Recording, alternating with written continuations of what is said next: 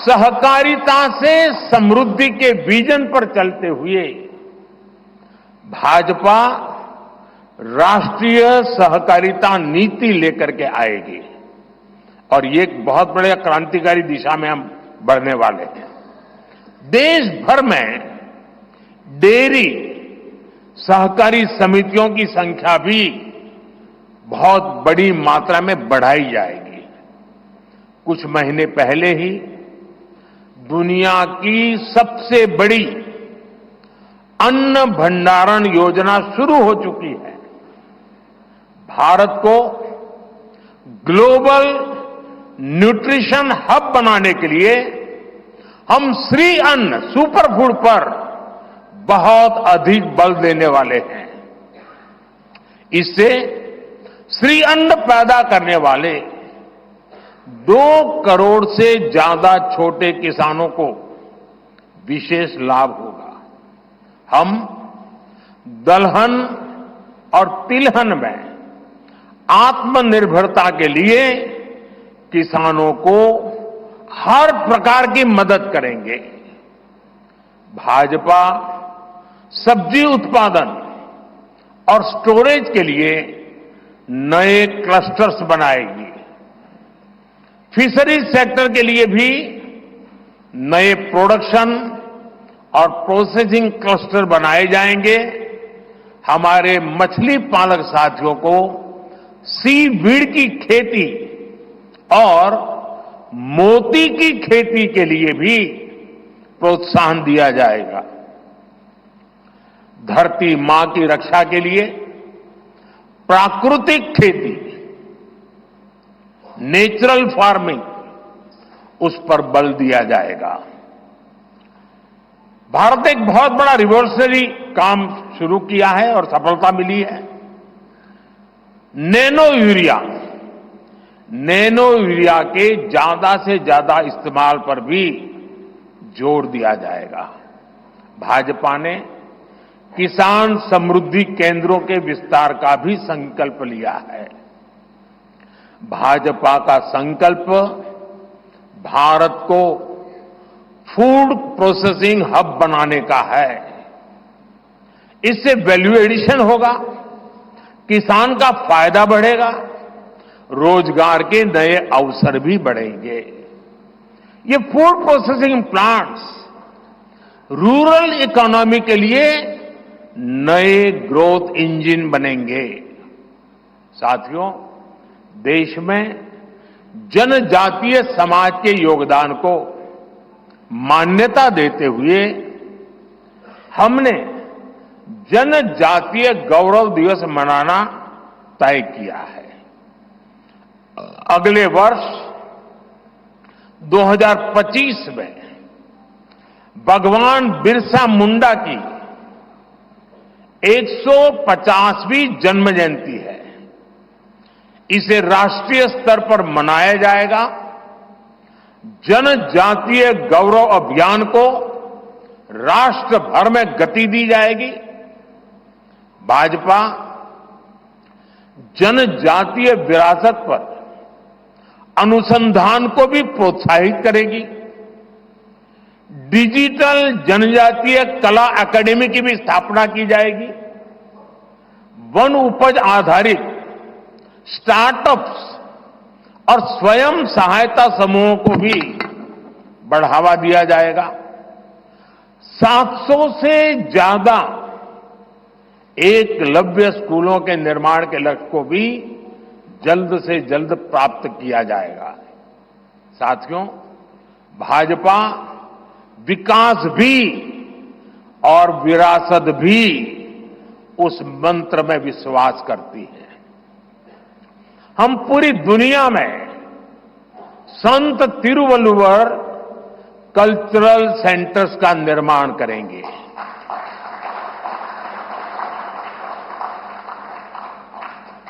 दुनिया की सबसे पुरानी भाषा तमिल, ये इस देश का गौरव है, हमारा गौरव है।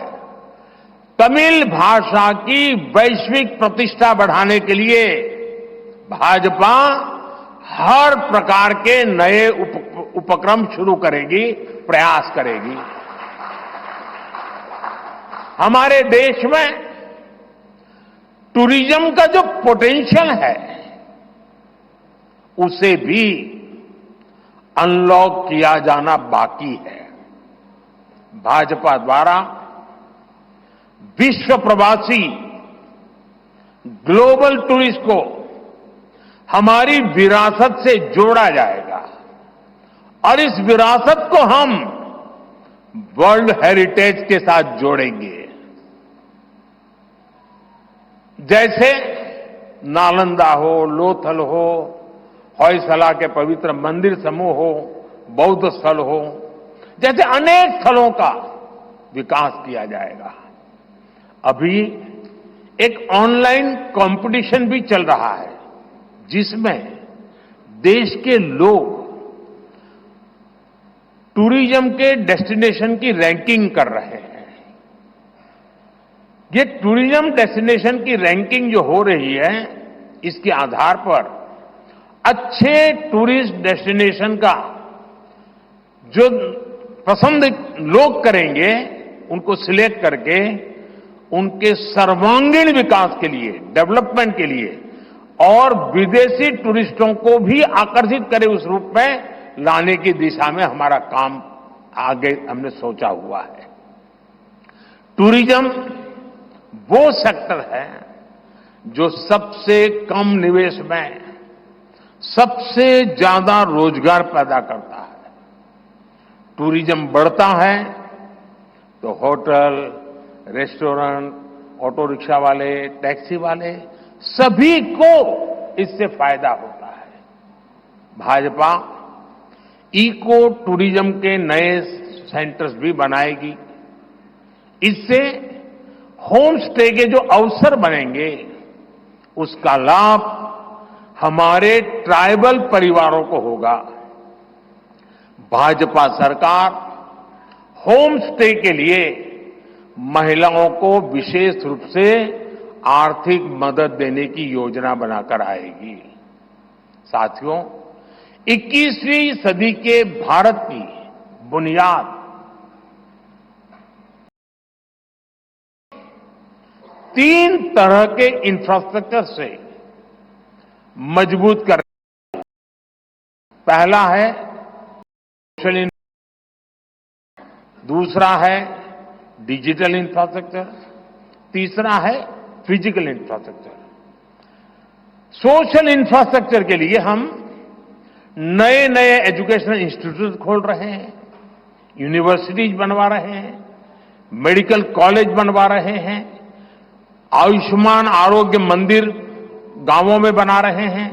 इतना ही नहीं, हमारे जो विशेषकर ट्रक ड्राइवर्स हैं उनके लिए हम हाईवेज के पास उनको सफिशिएंट रेस्ट मिले, एक्सीडेंट कम हो, इसके लिए बहुत बड़े इंफ्रास्ट्रक्चर डेवलप करने जा रहे हैं ताकि ड्राइवर सफर के दरमियान हाईवेज पर जो समय उसको स्नान के लिए चाहिए, अन्य सुविधा के लिए चाहिए, रेस्ट करना हो तो उसको मिले। तो ऐसे बारीक बारीक अनेक क्षेत्रों को ढूंढ करके हम सोशल इंफ्रास्ट्रक्चर पर बल दे रहे हैं।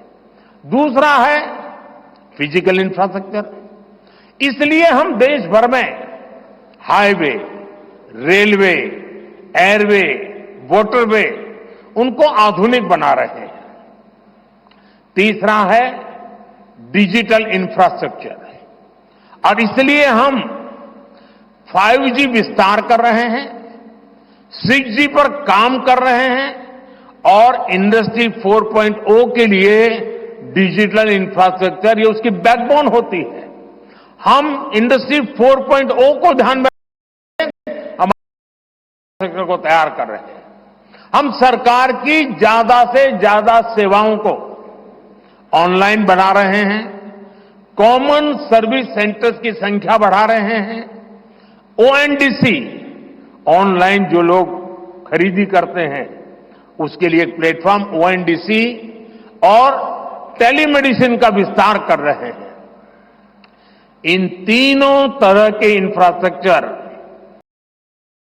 फिजिकल और डिजिटल इंफ्रा का मजबूत भाजपा की एक प्रकार से पुरानी सोच से अलग गति भी तेज होगी, स्केल भी बहुत बड़ा होगा, यानी स्केल और स्पीड इतना बढ़ेगा कि उससे स्कोप भी बढ़ जाएगा। ये भाजपा की सर्वोच्च प्राथमिकताओं में से है। हमारे देश में अर्बनाइजेशन को, शहरीकरण को पहले की सरकारें चुनौती माना करती थी। भाजपा उसे अवसर के रूप में देखती है। हम देश में नए नए सैटेलाइट टाउन्स बनाएंगे जो देश के ग्रोथ सेंटर बनेंगे, रोजगार के नए अवसर बनाएंगे। देश के एविएशन सेक्टर के विस्तार पर भी भाजपा का जोर है। अभी देश ने, आपको पता होगा, करीब 1000 से ज्यादा नए विमान का ऑर्डर दिया हुआ है भारत ने। वो अपने साथ एम्प्लॉयमेंट की बहुत सारी नई संभावनाएं लेकर आएंगे। Pilot, airline crew, ground staff, इससे जुड़ा लॉजिस्टिक, ट्रांसपोर्टेशन, ऐसे अनेक सेक्टर में नए अवसर क्रिएट किए होंगे। ये सेक्टर देश के छोटे शहरों में रहने वाले युवाओं के लिए भी ड्रीम सेंटर बनने जा रहे हैं। साथियों, भाजपा देश के कोने कोने में वंदे भारत ट्रेनों का भी विस्तार करेगी। देश में वंदे भारत के 3 मॉडल चला करेंगे। Vande Bharat sleeper, Vande Bharat chair car और वंदे भारत मेट्रो। इस 3 प्रकार से हम इसको करेंगे। उसी प्रकार से एक बहुत महत्वपूर्ण कदम हम उठाने जा रहे हैं आधुनिक भारत की और विकसित भारत की दिशा में जाने के लिए। आज अहमदाबाद मुंबई बुलेट ट्रेन का काम जोरों से चल रहा है और करीब करीब पूर्णता पर पहुंच रहे हैं। उसी प्रकार से बुलेट ट्रेन आज जैसे पश्चिम हिस्से में एक बुलेट ट्रेन काम करने जा रही है, अब भाजपा का संकल्प है आने वाले समय में उत्तर भारत में एक बुलेट ट्रेन, दक्षिण भारत में एक बुलेट ट्रेन और पूर्वी भारत में एक बुलेट ट्रेन, वैसे उत्तर, दक्षिण, पूर्व, पश्चिम चारों दिशाओं में एक एक बुलेट ट्रेन के प्रोजेक्ट से हम आधुनिकता की तरफ जाने को गति देंगे। इसके लिए सर्वे का काम भी जल्द शुरू किया जाएगा। साथियों, भाजपा का संकल्प पत्र देश को आत्मनिर्भरता की तरफ ले जाने वाला है। डिफेंस सेक्टर हो, एडिबल ऑयल हो, एनर्जी इंपोर्ट हो, भारत कब तक दूसरे देशों पर निर्भर रहेगा? आज हम एनर्जी को इंपोर्ट करने के लिए लाखों करोड़ रुपए का फॉरेन एक्सचेंज खर्च करते हैं। इसलिए भाजपा का बहुत बड़ा फोकस ग्रीन एनर्जी और एनर्जी में आत्मनिर्भरता पर है। इसलिए पेट्रोल में इथेनॉल की ब्लेंडिंग हो, ग्रीन हाइड्रोजन हो, रिन्यूएबल एनर्जी हो, गोवर्धन हो, बायोफ्यूल हो, सभी क्षेत्रों में और अधिक तेजी लाई जाएगी। ये हमें आत्मनिर्भर बनाने के साथ ही पर्यावरण की दृष्टि से भी देश को सुरक्षा प्रदान करेगा। इससे देश में बड़ी संख्या में ग्रीन जॉब पैदा होंगे। हरित रोजगार बहुत विस्तार होने वाला है। आज हम देख रहे हैं कि देश में इलेक्ट्रिक व्हीकल का मार्केट कितनी तेजी से बढ़ रहा है। 10 साल पहले एक साल में सिर्फ 2000 इलेक्ट्रिक व्हीकल बिके थे। एक साल में 2000, जबकि पिछले ही साल 17 लाख से ज्यादा इलेक्ट्रिक व्हीकल बिके हैं। पूरे देश में चार्जिंग स्टेशंस हो और जरूरी इंफ्रास्ट्रक्चर बनाए जा रहे हैं और ई व्हीकल का इतना बढ़ाव होने वाला है, तो मैंने घर में भी जैसे पीएम सूर्य घर से जोड़ करके घर में भी चार्जिंग स्टेशन और मुफ्त में ट्रैवलिंग, उस दिशा में भी हम बढ़ रहे हैं। इससे उभरते हुए सेक्टर से भी देश में रोजगार की अनेक नई संभावनाएं बनने जा रही है। साथियों, भाजपा का संकल्प भारत को दुनिया के हर उभरते हुए सेक्टर्स का ग्लोबल हब बनाने का है। वो समय दूर नहीं जब भारत दुनिया का ग्रीन एनर्जी हब होगा, फार्मा हब होगा, इलेक्ट्रॉनिक्स हब होगा, ऑटोमोबाइल हब होगा, सेमीकंडक्टर हब होगा, इनोवेशन हब होगा, लीगल इंश्योरेंस हब होगा, कॉन्ट्रैक्टिंग कॉमर्शियल हब होगा। वो दिन दूर नहीं जब दुनिया के बड़े बड़े इकोनॉमी सेंटर्स भारत में होंगे। Bharat global capability centres, global technology centres, global engineering centres का बहुत बड़ा हब बनेगा।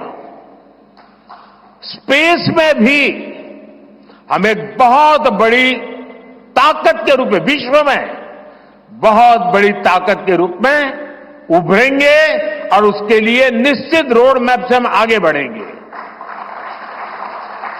और ये भारत के यूथ के लिए इतनी सारी अपॉर्चुनिटीज लेकर आएगा जिसकी उन्होंने शायद कल्पना भी नहीं की होगी। साथियों, आज विश्व में अनिश्चितता के बादल छाए हुए हैं, युद्ध की स्थिति बनी हुई है, तनावपूर्ण है पूरा विश्व। संकट के ऐसे समय में इन क्षेत्रों में रह रहे भारतीयों की सुरक्षा, ये हमारी प्राथमिकता है। और जब दुनिया में इतना प्रकार के भांति भांति प्रकार के तनाव चलते हो, तूफान चलते हो, तब ऐसे समय में भारत में एक मजबूत, पूर्ण बहुमत वाली स्थिर सरकार की आवश्यकता अनेक गुना बढ़ जाती है। ऐसी सरकार जो देश को आर्थिक रूप से भी समृद्ध बनाए, ऐसी सरकार जो देश को विकसित भारत की तरफ तेज गति से ले जाए, और भाजपा इसके लिए संकल्पबद्ध है। आज आपने देखा है कि भाजपा का ये संकल्प पत्र, भाजपा का ये मैनिफेस्टो ऐसी ही एक सरकार की गारंटी देता है। भारत विश्व बंधु के तौर पर मानवता के कल्याण के लिए निरंतर प्रयासरत रहेगा। साथियों, भारतीय जनता पार्टी देश हित में बड़े और कड़े निर्णय लेने से कभी पीछे नहीं हटती। हमारे लिए दल से बड़ा देश है। नारी शक्ति वंदन अधिनियम अब कानून बन चुका है। बीजेपी ने आर्टिकल 370 को हटाया और हम सीएए लेकर आए। रिफॉर्म, परफॉर्म, ट्रांसफॉर्म के मंत्र पर चलते हुए हम और तेजी से आगे बढ़ेंगे। गुड गवर्नेंस, डिजिटल गवर्नेंस और डेटा गवर्नेंस के लिए देश में आवश्यक इंफ्रास्ट्रक्चर और इकोसिस्टम तैयार किए जाएंगे। हम वन नेशन, वन इलेक्शन के विचार को भी साकार करने का संकल्प लेकर के आगे बढ़ेंगे। बीजेपी यूनिफॉर्म सिविल कोड को भी देश हित में उतना ही आवश्यक समझती है।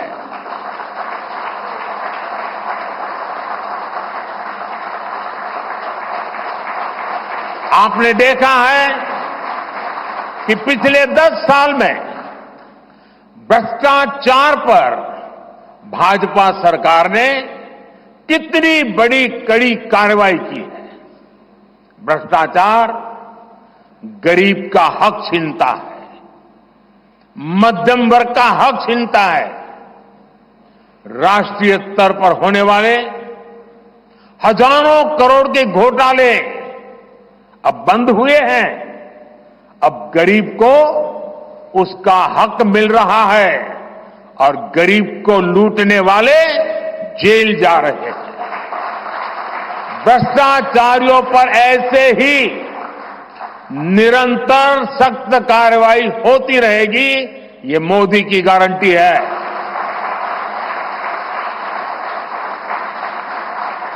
साथियों, मैंने लाल किले से कहा था कि यही समय है, सही समय है। आने वाले 1000 वर्षों के लिए भारत के भविष्य को तय करने वाला ये उत्तम से उत्तम अवसर है, उत्तम से उत्तम समय है। भाजपा के संकल्प पत्र पर 4 जून के नतीजे के बाद तुरंत तेजी से काम शुरू हो जाएगा। सरकार पहले ही 100 दिन के एक्शन प्लान पर काम करना प्रारंभ कर दिया है। देश के लोगों का एम्बिशन, देश के 140 करोड़ वासियों का अपना एम्बिशन, ये मोदी का मिशन है। अभी हमने चंद्रयान की सफलता देखी, अब हम गगनयान का गौरव अनुभव करेंगे। अभी हमने G20 में दुनिया का भारत में स्वागत देखा, अब हम ओलंपिक्स की मेजबानी के लिए पूरी ताकत लगाने वाले। ये नया भारत रफ्तार पकड़ चुका है, अब इसको रोकना असंभव है। इसलिए इस संकल्प पत्र को मोदी की गारंटी के रूप में देशवासियों के समक्ष आशीर्वाद के लिए रख रहा हूं। 140 करोड़ देशवासियों के सपनों को हकीकत में बुनने के लिए हम ये संकल्प पत्र लेकर के आए हैं। मैं देशवासियों से प्रार्थना करता हूं कि मां भारती के कोटि कोटि जनों के कल्याण के लिए, विकसित भारत के सपने को सिद्ध करने के लिए, इस संकल्प पत्र को लागू करने के लिए, तेज गति से आगे बढ़ाने के लिए हमें आशीर्वाद दें, हमारी शक्ति और बढ़ाएं। इसी एक प्रार्थना के साथ देशवासियों का अभिनंदन करते हुए मैं मेरी वाणी को विराम देता हूं। बहुत बहुत धन्यवाद।